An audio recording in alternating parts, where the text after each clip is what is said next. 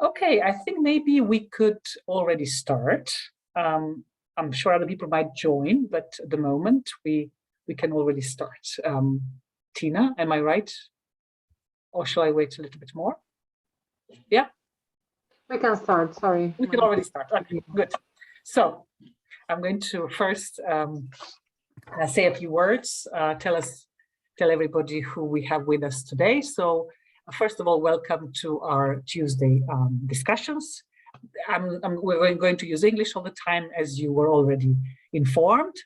So after Professor Ellen Bialystok, Professor Tom Priestley from Canada, we today have the great pleasure and honor to host another really well-known author in the field of bilingualism, Professor Merel Keijzer from the University of Groningenu in the Netherlands.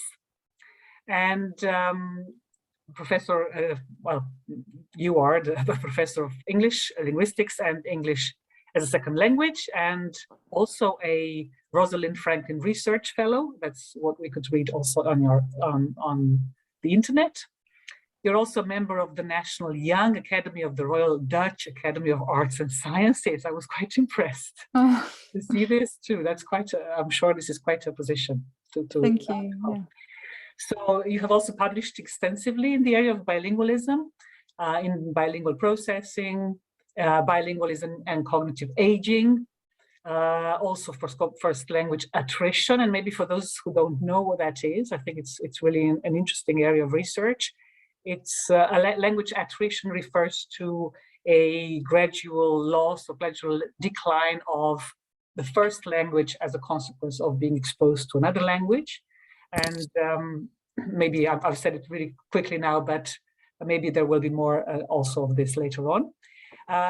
Your focus, the main focus of your research is on the nature of the bilingual advantage in old age, especially these last projects are focused on that, and also the potential of language learning for improving cognitive flexibility and generally well-being, let's say, in old age.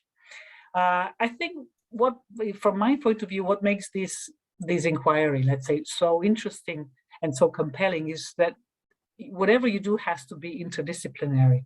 You have to link disciplines such as cognitive psychology, neuroscience, medical sciences, of course, linguistics as well, and also foreign language teaching. So all this makes it really a fascinating field to be working in, I think.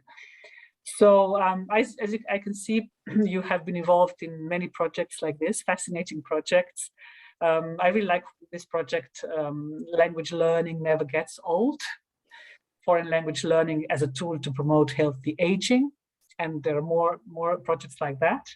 And I can see you also have this really great institution, this lab called BiLab, or Bilingualism and Aging Lab, which is a center at the University of Groningenu, aimed at researching bilingualism, mostly throughout our lifespan, but with a focus on third age bilingual language use and development. So it seems like a really good center.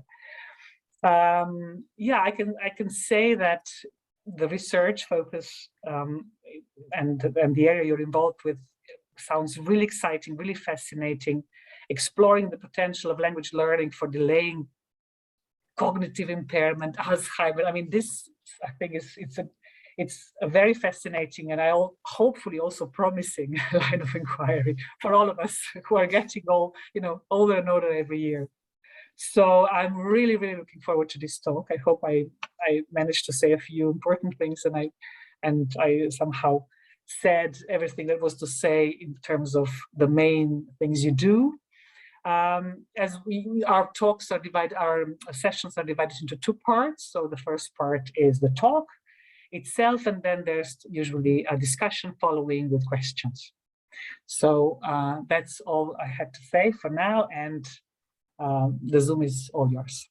Thank you so much for that lovely introduction and kind words. It's very humbling, but thank you so much for the kind invitation. I always love to share the work that we do, and it's great to be invited. So thank you very much for that.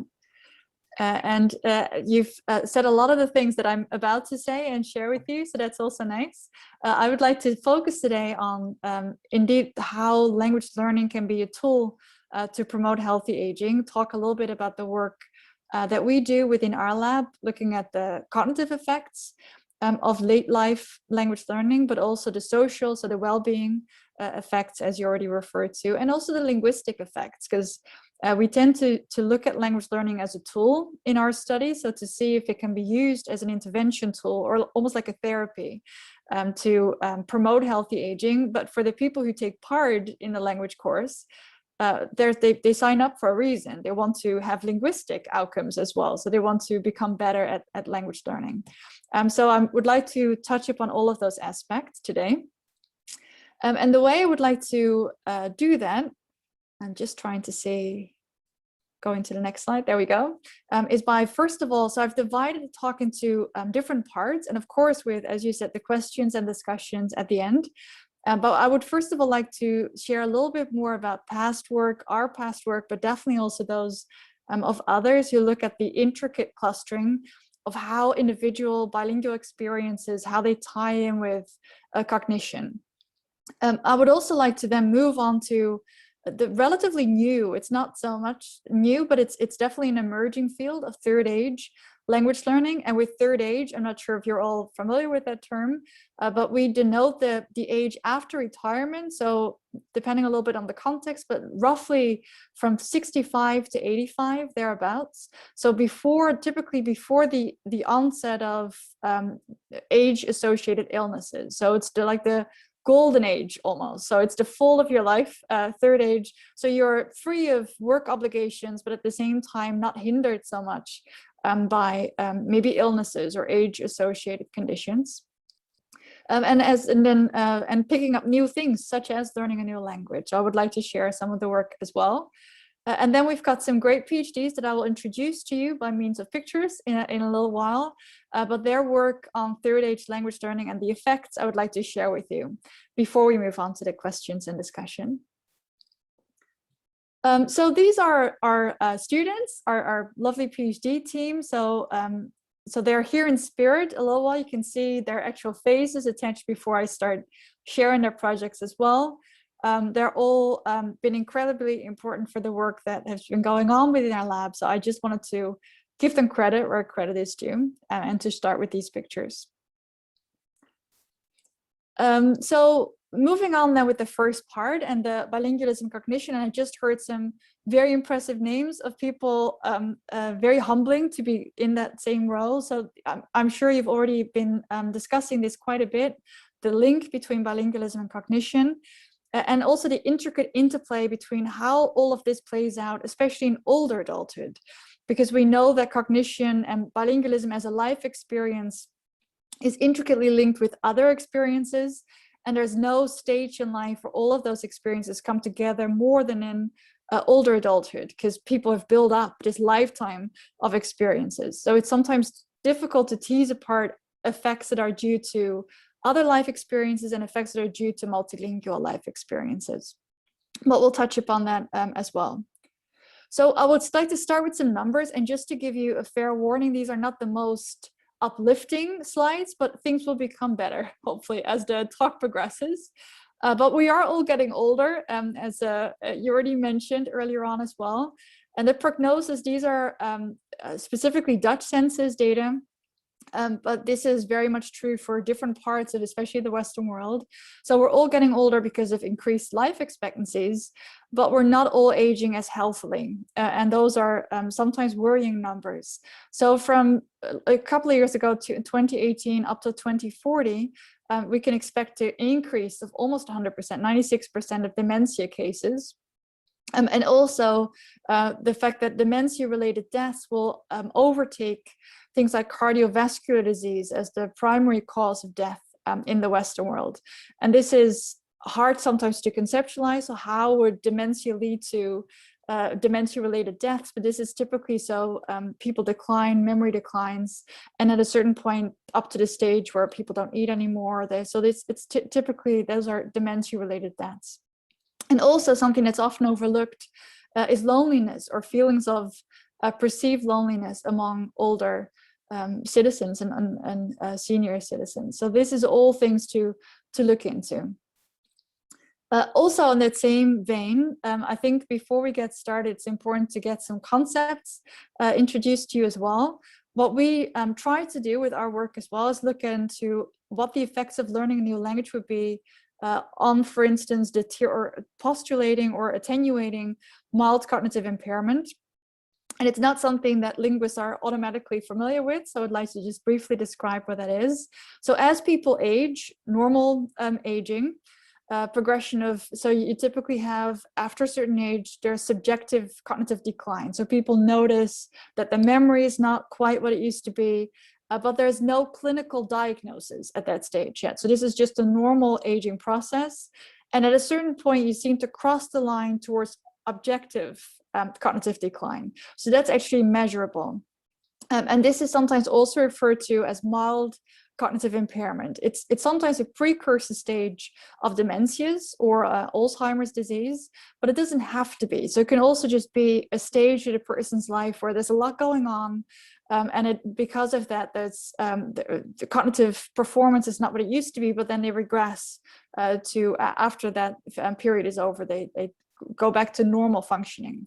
But as I said, in a lot of cases, it actually is a precursor stage of dementias.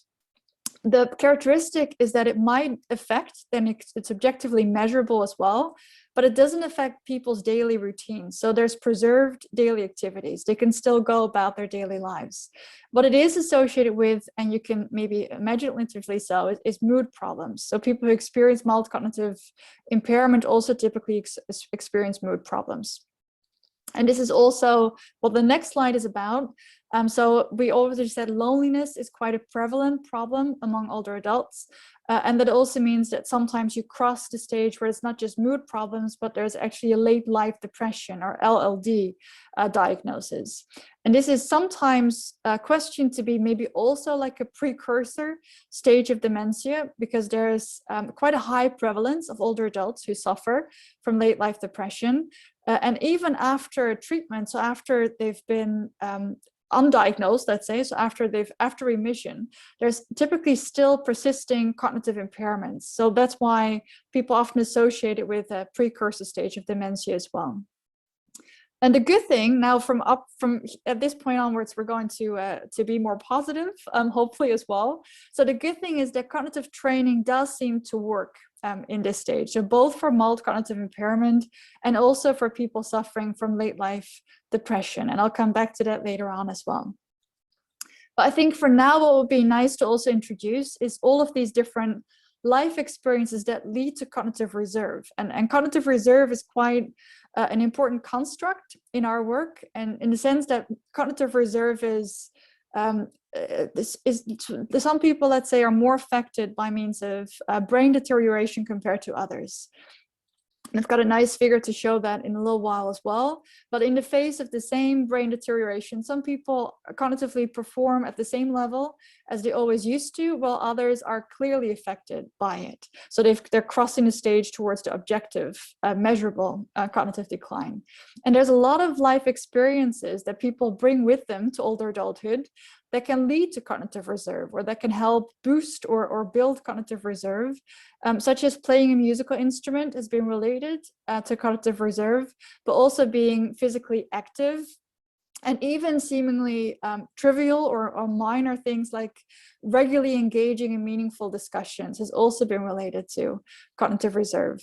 And we published a while ago, 2019, we published a paper in behavioral sciences. Joanna Porkert and also one of my former PhD students, Anna Pot, were really pivotal in getting that publication together. And I think that's a nice showing of how cognitive reserve is especially related to one experience, life experience, not musical instrument or being physically active, but bilingualism. And that's something that I think all of us share as linguists, that fascination to see how language use, and especially multiple language use patterns, and also switching maybe between languages within your life, leads to cognitive reserve. So there's two different kinds of research trends going on. So there's been a lot of work that has linked preserved cognitive function even in the presence of quite severe brain pathology, to multilingual language use patterns. So that's very much the cognitive reserve work that we've just been talking about. And you can see in the little diagram that if you have high levels of cognitive reserve, you can maintain cognitive functioning up to a longer age compared to people who don't. But, and this has to be said as well, at a certain point, the decline is steeper. So once it starts to crumble, let's say, it does seem to fall apart faster compared to people who showed at earlier onset of neuropathology. There's also been associated with protective effects. So people who speak multiple languages have been said to attenuate some of the effects of dementia symptoms. And I'm sure Ellen discussed this at length as well, but it's very important, I think, to notice that it's not so much that they become dement at a later stage. It's just that they seem to be affected by it less. So they present with symptoms later towards a specialist. I think those two things are important to keep apart. But we've also recognized, and there's, thank goodness, a lot of work that makes allowances for that, is that bilingualism is very dynamic. So it operates on a continuum. It's an accumulation. It's very different. So very different. There's no two multilinguals are the same in terms of the experiences and how they've gathered throughout the lifetime these experiences. So it's accumulating, and this becomes especially hard to disentangle these effects for other effects like physical exercise or musical instrument, musical ability. And that becomes especially difficult at the older adult lifespan. As I said, there's so many experiences. I mean, these people bring a whole lifetime of experiences with them, including multilingual experiences. But sometimes it's hard to see how they fit into each other and how they cluster together. And just to show you how that is the case, right, these individual bilingual contexts that are ever better recognized, there's a lot of references that go into this. And what I think is fascinating within the field, and something that I'm very much hoping also to continue to contribute to in years to come, is that the sociolinguistic narratives become so important. And I love that fact, because it used to be very much a psycholinguistic perspective, looking at, is there an effect, is there not an effect, is there a, if you have a group of bilinguals compared to a group of monolinguals. But nowadays it becomes an individual story. And I think that's what we really need to try and get to the nitty-gritty, to get to the core of this. So sociolinguistic narratives to influence psycholinguistic outcomes. And I think that's a great development of the field as well. And within that, I mean, we talked about bilingualism so far, but it's also very important in that sense to disentangle, I think, bilingual experiences versus multilingual experiences. So that's something that maybe we can come back to in the discussion as well, because I think that's fascinating. But just to show you again how those things cluster, one of my PhD students, Anna, did a study looking at Dutch cohorts. And she did find that those people who regularly used their languages, people who were multilingual in different domains, did better on a cognitive task compared to people who don't. But also with a certain analysis, a partial least squares analysis, she found that effect especially surfaced when it was looked at in conjunction or in combination with openness to new experiences. So it was also personality characteristic that intertwined or interacted here. And this is also very much echoed in the work by Ile and colleagues. 2016, there was an interesting paper, 2018 as well, that openness to new experiences was a predictor of cognitive reserve, and that it's also just what they called social capital. So your social networks, essentially, how you build that up throughout your life, that is also a protective mechanism against cognitive reserve.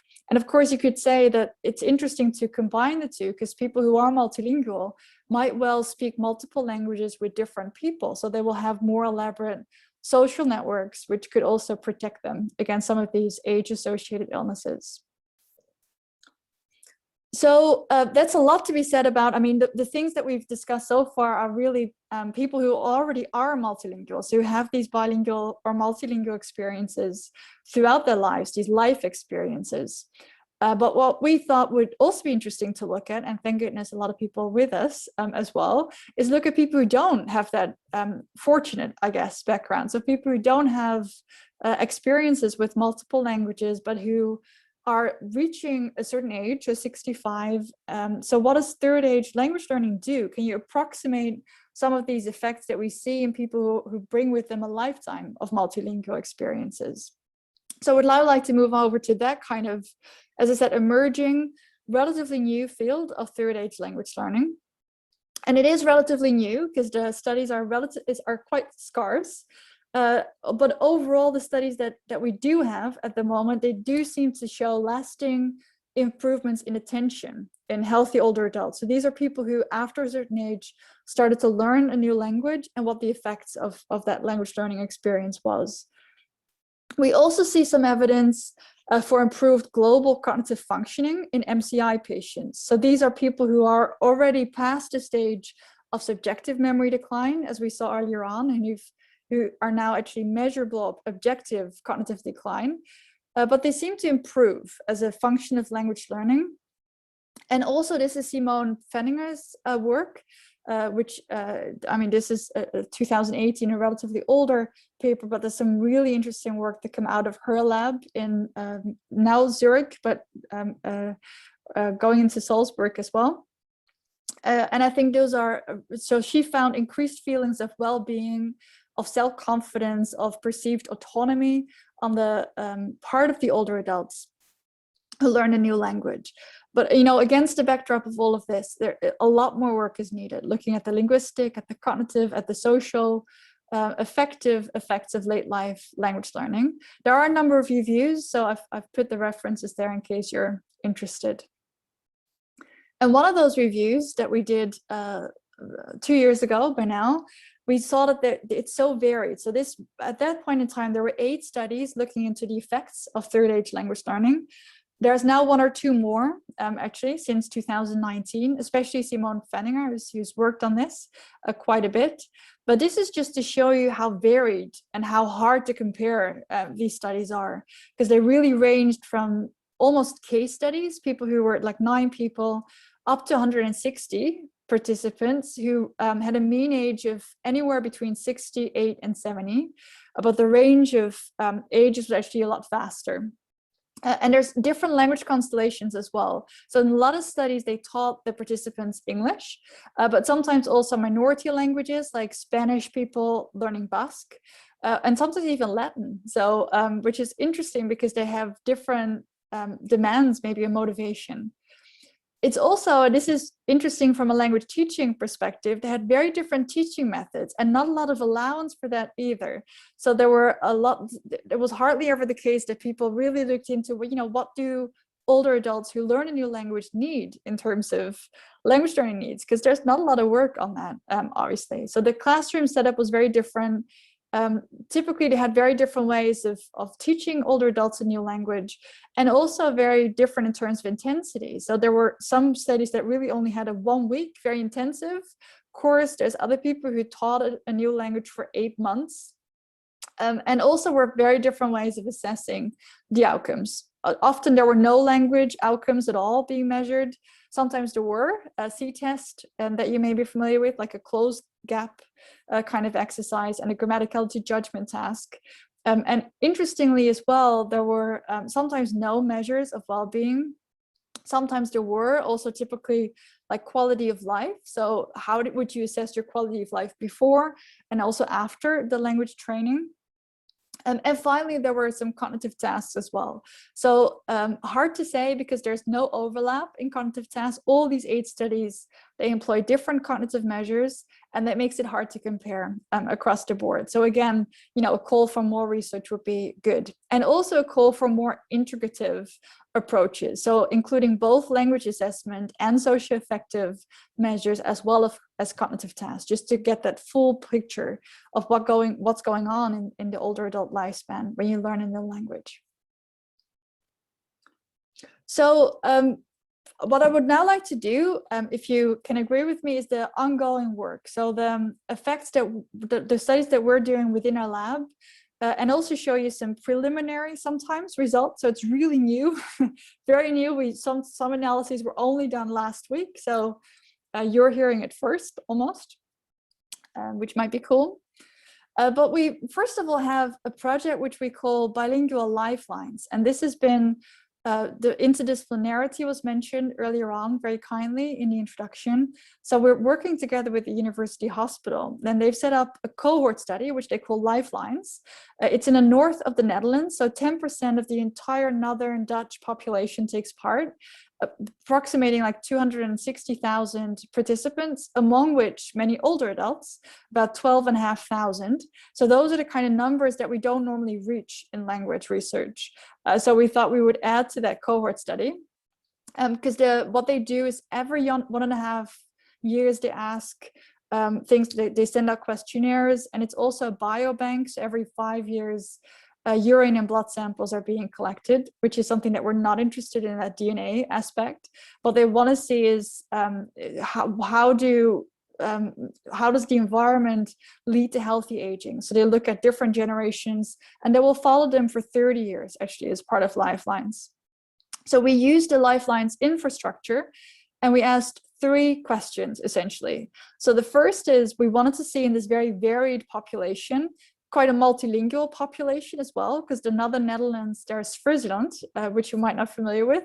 So we have this Frisian language next to Dutch, but there's also a lot of dialect speakers, Lower Saxon dialect typically. So there's a lot of bidialectals as well. Very multilingual, more multilingual than what people often assume. So we first of all wanted to know how mental health of these elderly, these cohort study elderly, is related to either language or music experience. But we also wanted to see what the interplay between bilingualism and social networks was as indicators of quality of life. And finally, we wanted to bridge the gap from healthy aging to pathological aging, and looking at, what is the link between people who are diagnosed as MCI, and do they really show a later diagnosis date compared to people who don't have that multilingual experience.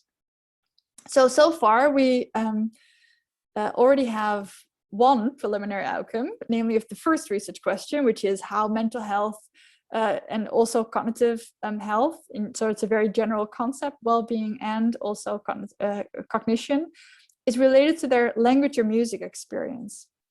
So what we did is a cluster analysis, and I mean, we could do that because we had more than 12,500 participants who then filled out also language questionnaires as well, and language use questionnaires.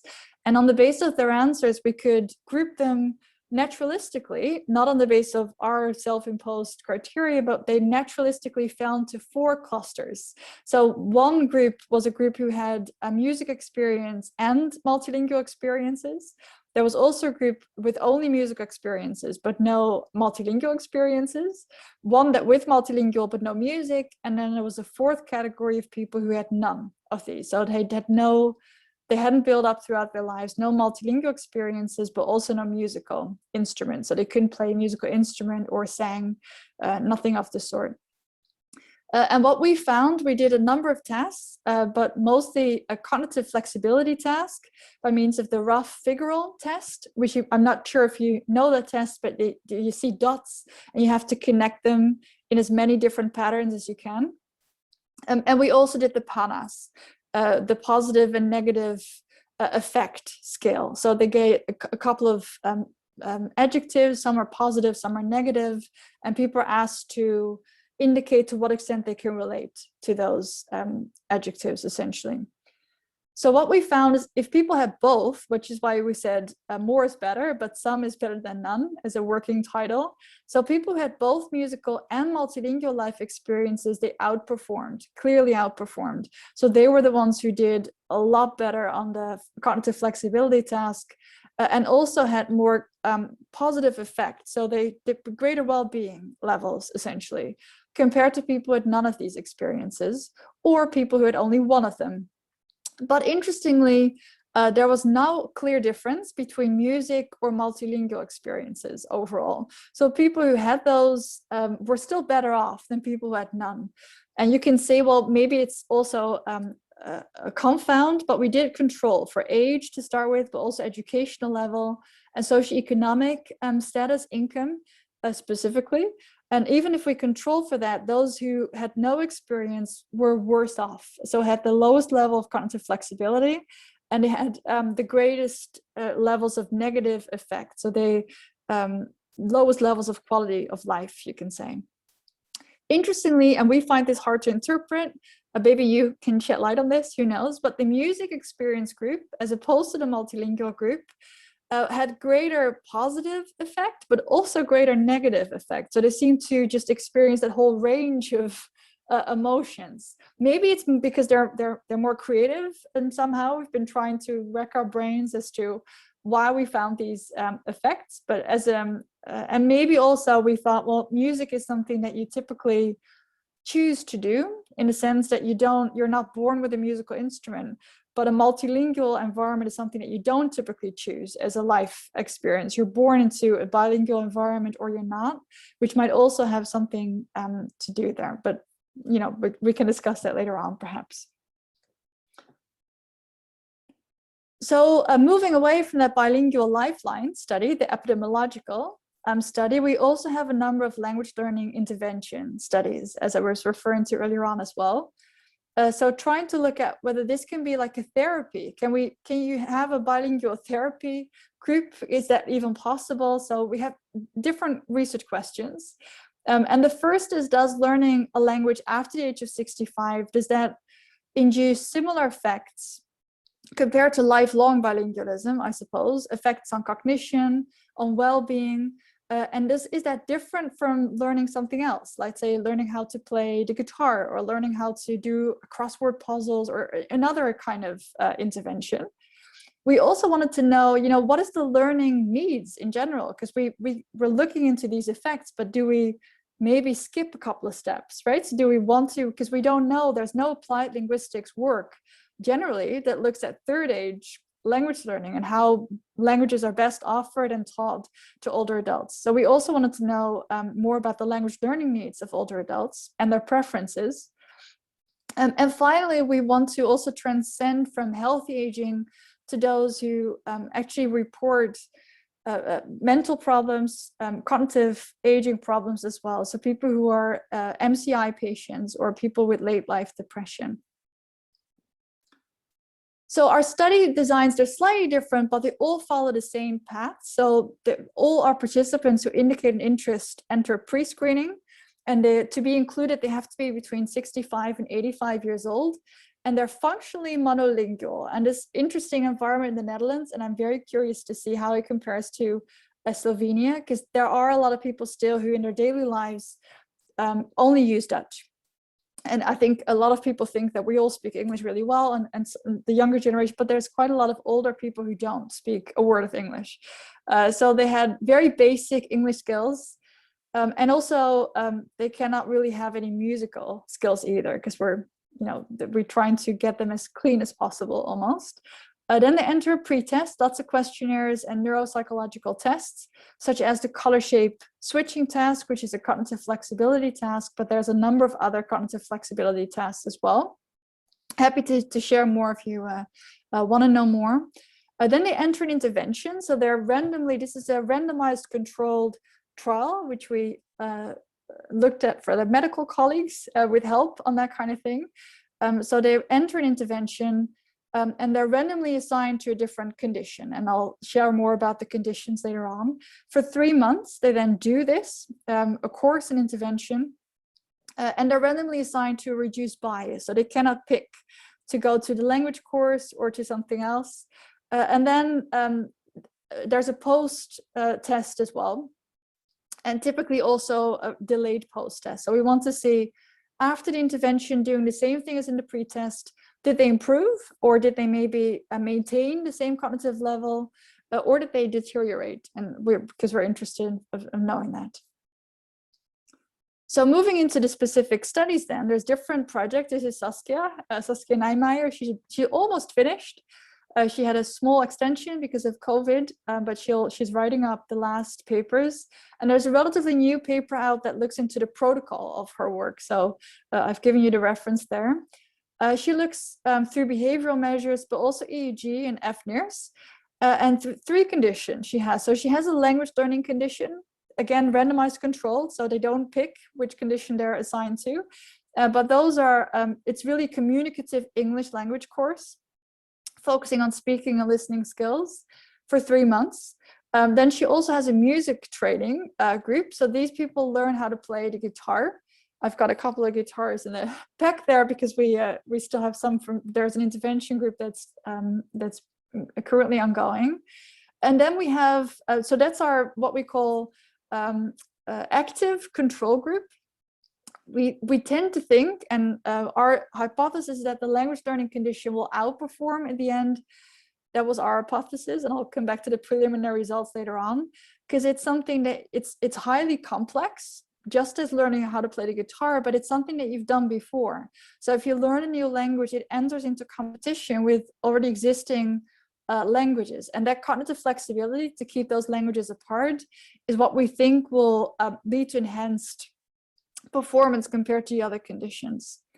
So we also have this music condition, which we call the active control, and then we have a passive control group as well. So these people don't really, they get together essentially, and they do creative workshops because we needed like a cover for why they would get together. But there's just a social aspect, because learning a language and learning how to play the guitar, there's this social element attached to it as well. And we wanted to see, you know, is the effect really due to learning a language or learning how to play the guitar, or is it also the social element? So the language learning and the music training groups, they had classes every 2 weeks for an hour and a half. But apart from that, they also were asked to every day for about 45 minutes, but they didn't have to do it on the weekends, thank goodness. But overall, they spent about 45 minutes a day on music training and language training. The creative group just got together every 2 weeks, but other than that, didn't need to do anything daily.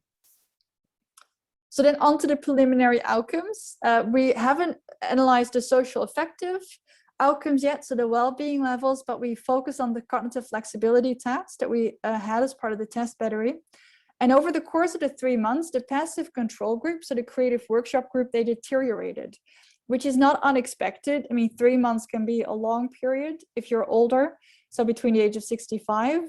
But the language intervention group and also the music group, they didn't. So they remained the same. They maintained the same level of cognitive flexibility functioning, which could be evidence of the fact that there's cognitive reserve building up. So they're less affected over the course of 3 months by normal age-associated cognitive decline.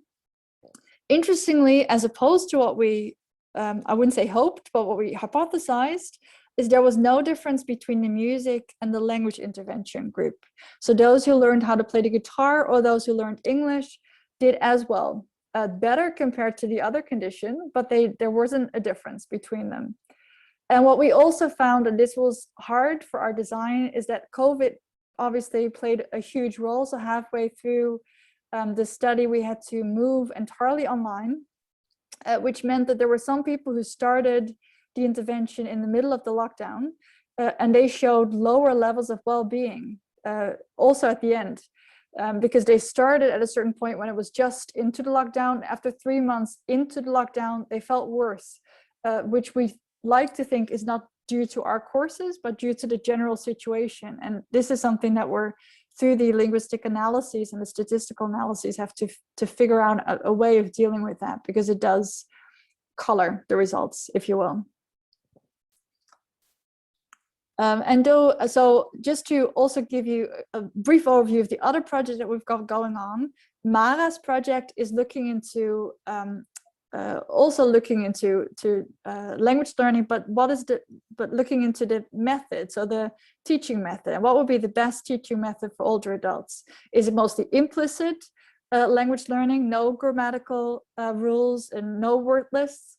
Lots of authentic input, or is it actually, do they benefit more from explicit language learning? So actually offering them grammatical rules more on a meta level, so not so much learning to use language, but learning about language almost. And what she did as well is a language needs survey. So how do older adults themselves view this, and what do they think works for them? Because they show a lot of agency, we think, or we found. They know what they like and what they don't like, and they tell us that. They're not afraid to share this. So we did this language learning survey as well. So just to share some of those outcomes with you. So what a lot of them said is the aim would be communicative competence. They said, well, you know, at secondary school, we learned so many languages and I don't know how to speak any of them. And I want to actually use English. So for communicative purposes, if I travel, but also very much interesting for personal fulfillment purposes. So I like to learn something new. I know that learning a language is very complex. I can do this, essentially. I would like to do this. They also are very specific about the kind of setup that they would like. They wanted small groups, a blended learning design. They actually like the use of computers as well, computer-assisted language learning. And what we said, well, there's a lot of agency. They were very clear about the kinds of things that they would and would not want to do, and that they wanted to be involved in their own learning process. But so they also asked a lot more things like wonderment questions instead of just clarification questions. And what we thought was interesting as well, all of them said you're never too old to learn a new language, and the fact that we have reached this life stage where we have all of this accumulated world knowledge, we feel that it can actually help us to learn a new language, because you can have that, you can put it into place. And we thought that was a great outcome. What they did say though, in general, yes, I mean, after the age of 65, it's harder to learn a new language, but not for me, essentially. I thought I can do this, and everybody said that. So that's interesting as well.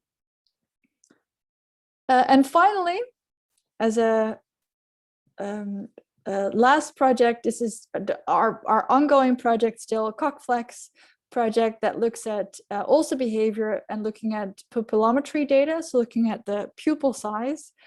Very similar to Saskia's project that I started with to present. So we have a language learning group as well, that's an English group, and we have a music training group, but we have, instead of creative workshops, we have lecture series, because we're doing this entirely online because of the current situation, and then creative workshop just doesn't work. So we have lecture series instead. And again, the language and the music group, they have classes every 2 weeks, but 45 minutes of practicing every day. Lecture series just has lectures every 2 weeks, but nothing that they have to do on a daily basis. And there's a couple of publications as well, and I've given you one that comes out of this project. So interestingly, just to show you where we are with this project, so we have the healthy wave done so far, and we're now in the middle of the clinical wave. So as opposed to the first project, Saskia's project, this one actually does also look into people who are not healthy, but who who've been diagnosed as mild cognitive impairment patients or late life depression patients. I want to see if learning a language or learning to play the guitar works out differently in this group of people compared to the people who are healthy and who don't self-report any problems. So this is our project timeline, and I have one final slide to share with you, because we love the fact that there's other people around the world who are working on similar projects or related to third age language learning and the effects. And I just wanted to show you some of these examples. So there's one prospective PhD student in our lab who's looking at resting state EEG as a predictor of language learning success, which has been done. Chantal Pratt's lab has been working on this, but not in older adults. So that's what we're now looking into. We're also very much looking into an elaboration of the third age language learning needs questionnaire. We do focus group interviews to get to the bottom of, what would they like in terms of teaching methods. And there's also quite a lot of classroom observation studies, lesson materials, so lesson study design developments as well. And we're comparing different settings. So we've got a Dutch setting, but there's a PhD candidate in Poland who is working on this as well, which I think is fascinating. So those are some of the studies that we're doing, and some of the results has got us quite stumped, as I said earlier on as well. So without further ado, maybe it would actually be nice to start discussing some things and hearing your questions or your take on things. But before I do that, there's a couple of people that I need to thank. Obviously our PhD students, but also our grant provider, the Dutch Association for Scientific Research, NWL, for the grant that they've given us to be able to carry out this work. So any questions, discussions, very welcome. to hear more what you think, or what some things that strikes you maybe as well. Shall I stop sharing for now so I can see people again? Maybe, yes. So we can see each other a little bit better. Exactly. Yeah, Okay. see more people at the same time. Well, thank you so much first for sharing all these great things you're doing in Groningen. And really, I think it's really, well, very promising, very fascinating what you're doing. Hopefully, of course, the results will also be, you know, what you're waiting for, because we are all waiting for the same thing. But I have a few questions, but I'm going to let everybody else ask first so that I don't take over. Sure. So if anyone would like to ask questions, please go ahead.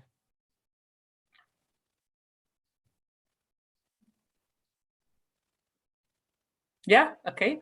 I have my colleague Anja Pirich. Anja, go ahead. Okay. Hello, and thank you very much for a very interesting presentation, really fascinating. As Silva has already mentioned, so many fields overlap here, and it's so complex that it was really interesting, and we are all hopefully, well, of the results, we're all looking forward to it, to the positive results, promising results. My question would be, if I understood correctly, when you were talking about the social network, or for example, in the first project that you presented, and you talked about the control group with creative workshops, and where the social aspect was more the forefront. So the socializing was done within that generation, right? Among the participants, so 65 to 85-year-old. Yes. Right. Yeah. What do you think the potential is of intergenerational links? Because when I think, maybe because I'm a teacher and I work with students, younger people, I immediately thought of that. Do you think that the results would be different if we expand within this topic still, language learning? Yeah, that's a really interesting question. Thank you so much, and also for your kind words. That's true. I mean, I think there were some socializing in that sense that the teachers were themselves younger. So we picked, so the people who taught them the language condition were teacher trainers who would be English teachers, but they were still enrolled. The people in the music trainers were trained to be guitar teachers, so they were at the music academy, and the people who did the creative workshops were also enrolled in applied sciences. So in that sense, they were the people who taught the courses were younger, so there was also some interaction between the teachers and the participants, but it's true that the participants themselves were all between the ages of 65 and 85. And on average, there was an average age of about 73 for all the three different conditions.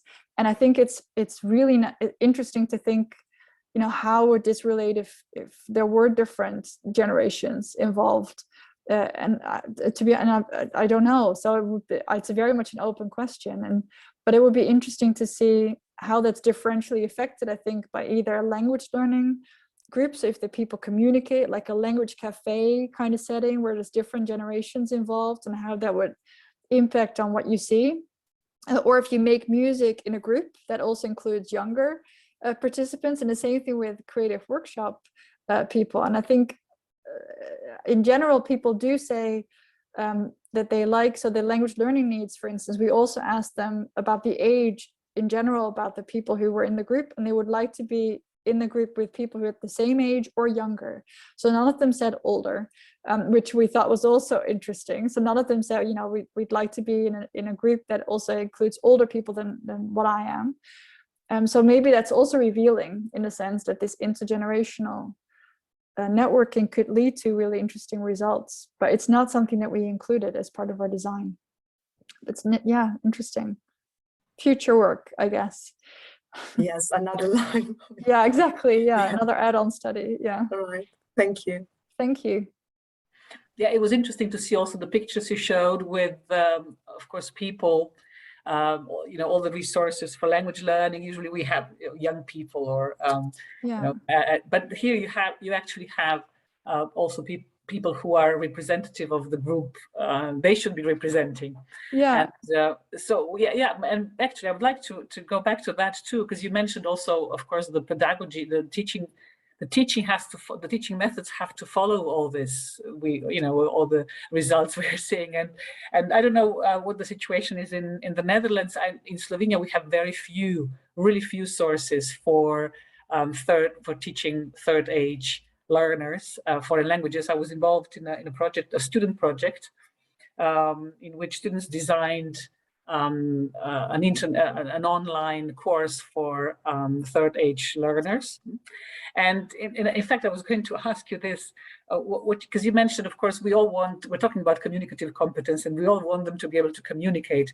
But one of the things that these students found out talking to the participants in these, we had courses organized and so on, was that they were actually they preferred explicit. I mean, of course, today we talk about implicit teaching, right?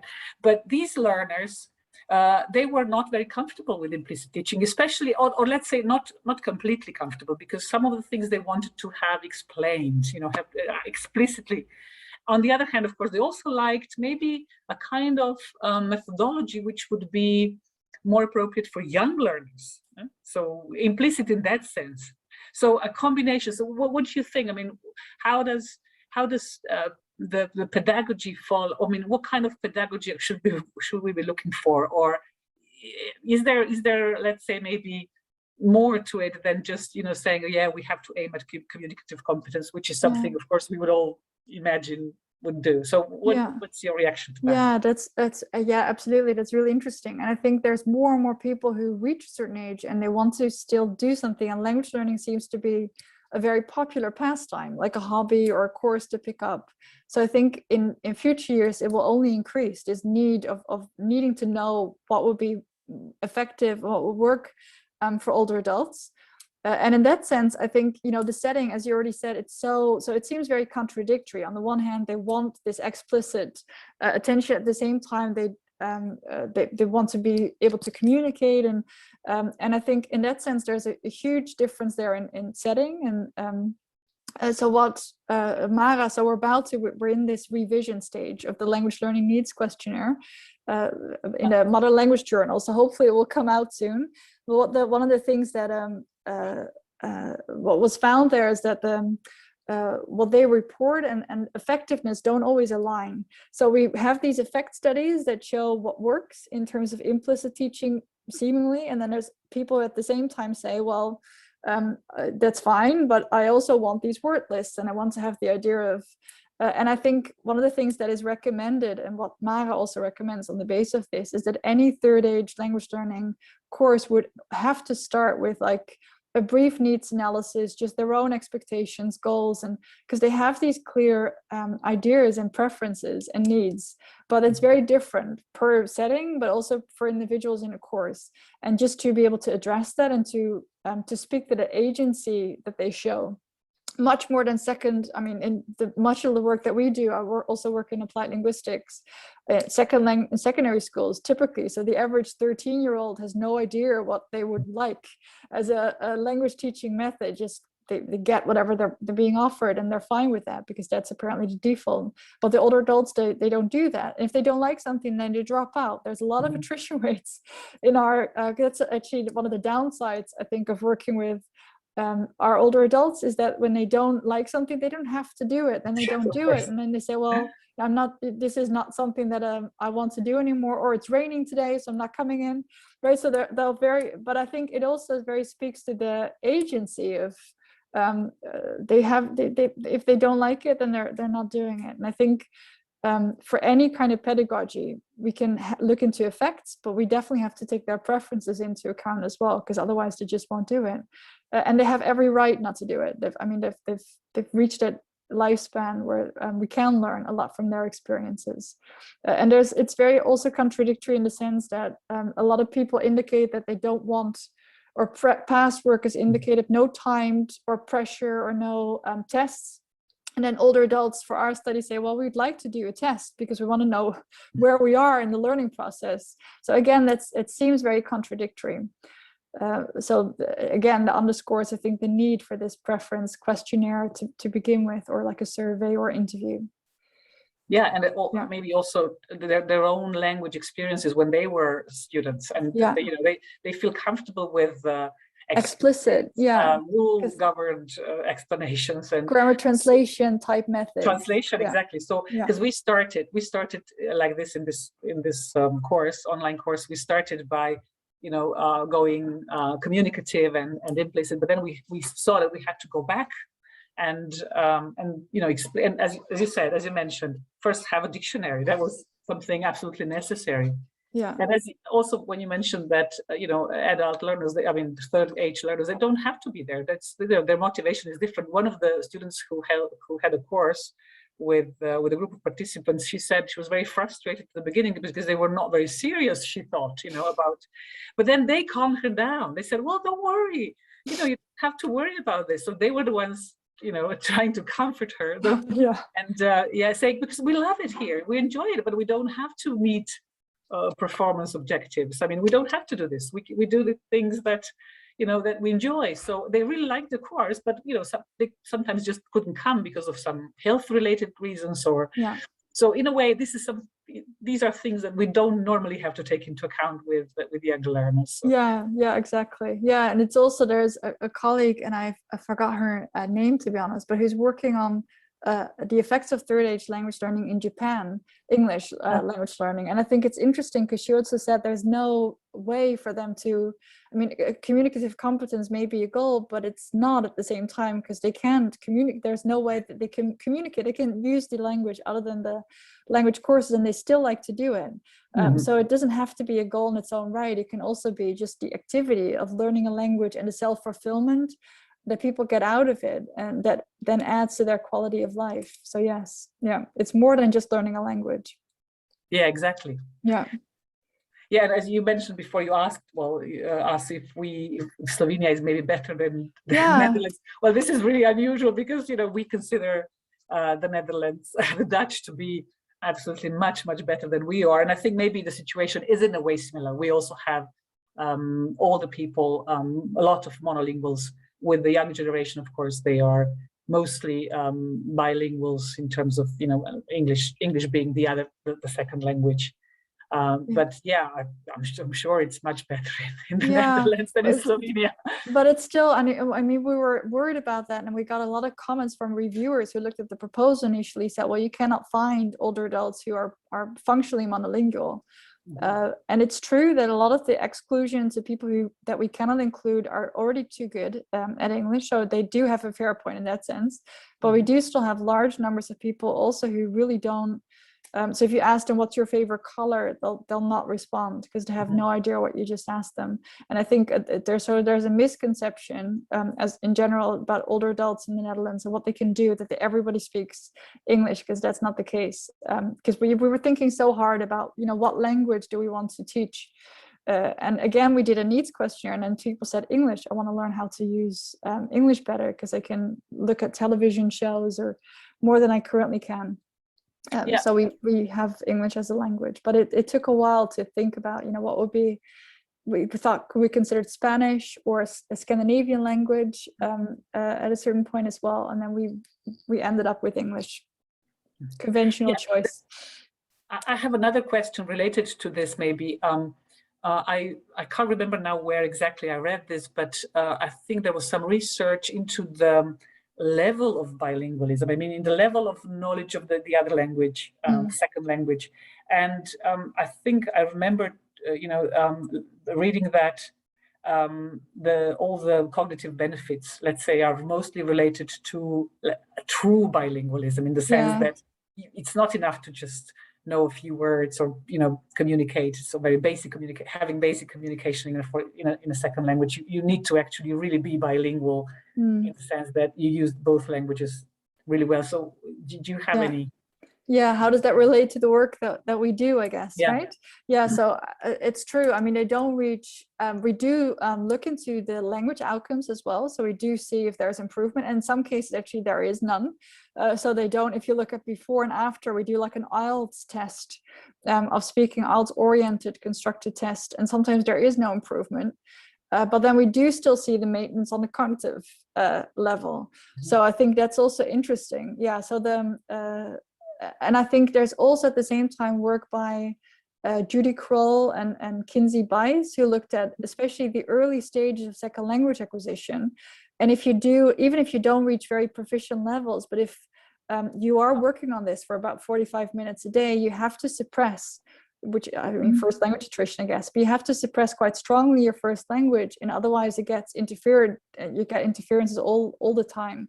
So it's especially if you're learning a new language from either scratch or you're relearning a language that you've previously learned, like our participants relearning English and getting it to a higher level, then you do get that competition between the languages. And it's so for us, we found that it's not so much the level that they which they learn to speak the language, because they'll never be balanced bilinguals like you would have with the people who already have multilingual experiences coming into the third age.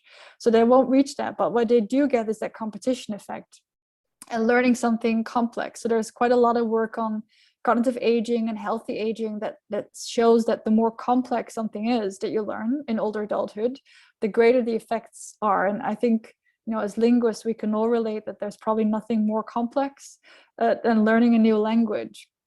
But that's why we also use this music group. So learning to play the guitar, because it's also very complex and very demanding, but it doesn't have the competition effect. So if you've never learned how to play the musical instrument, you still learn a new skill, and it's very difficult to do, but it doesn't interfere with something that you've previously learned. And so far, we don't find any evidence that that's actually beneficial, because there is no difference between the music and the language group. But what we are now curious to see, because we're starting the interventions for the clinical groups, whether that's different for people with MCI and with late life depression, and whether you see differences there. Because so far we've looked at healthy adults, older adults. Yeah. Okay. Yeah. Oh, great. That's really interesting Yeah, to see see. what I'm really happens. looking forward to see what's going to. Yeah. what you're going One to year, I find. guess. Yeah, is when we should have those results. So they're now starting. We're all they've all been screened and pre-tested, and now they're starting the intervention. And we're hoping, but we're only so we're hoping that that we don't get many dropouts in that group, because I can imagine that, you know, if you're in the middle of a depressive episode, that it's easier to drop out of a study compared to if you don't experience any mood problems. Yeah. That's why it's so complex. Anya, you had another question, right? Thank you. I actually just wanted to comment on what you said before, this Slovenian context, because I think that we often think when we speak about foreign language learning or knowledge, we immediately think of English. But in Slovenia, I think it's this different generations that older people would probably speak Croatian or Serbian as another language that's linked to our history, because we were in the same country, and we also had that language. I'm one of the last generations that had it at school, and younger generations would speak English. So maybe it would also be a challenge to get a big group of functional monolinguals in Slovenia as well, because we also have so many border areas or bilingual. So it might be more similar than you would think, maybe. Yeah, and it's true. So our older adults also typically have the same experience learning German. So a lot of them speak German really well. Also historically, and also especially in the border region to Germany, so they'll speak. And I think in general, so we don't have that as an inclusion criteria, so they could have learned different languages throughout their lives, but functionally monolingual in the sense that they right now at the moment they speak 80% of the time they only use Dutch. But I think, you know, we do have that history, which is why we said these social linguistic narratives are so important to take into account. So we do have all of these histories that we can then link to what they show. And I'd love to right now we're still looking at group effects mostly is what we presented as well. But there's also a lot of colleagues who work on dynamic or complex dynamic systems theory, where you see how one individual, how their experience relates to what you see going on in terms of behavioral outcomes. And I would love to also do more with them on a one-on-one individual level. Yeah, but it's fascinating. I agree. Yeah, we have one more question, and if I'm not mistaken, from another Dutchman. Oh, really? Oh, yeah. Looking at the last name. Yeah, hello. My name is Cecile Mullenberg. I'm living in Slovenia, but I'm working here at the Science and Research Center in Koper. I just wanted to comment on yeah, indeed, this is a very interdisciplinary kind of field. And as Silva is saying, there's a lot of things coming together over here. But also, it's so much interesting over here to the geographical area and just related to the question of Anja. Of course, here at Primorska, there's also a community which is officially bilingual in Italian and Slovene, but there are several bilingual areas over here. And actually, I think I talked already with Silva years ago about doing some bilingual research over here. So I think if there's a will with people over here in Slovenia to get some research done, it should be basically now, because actually the world is discovering that language is a cognitive tool, basically, to interfere maybe indeed with cognitive decline.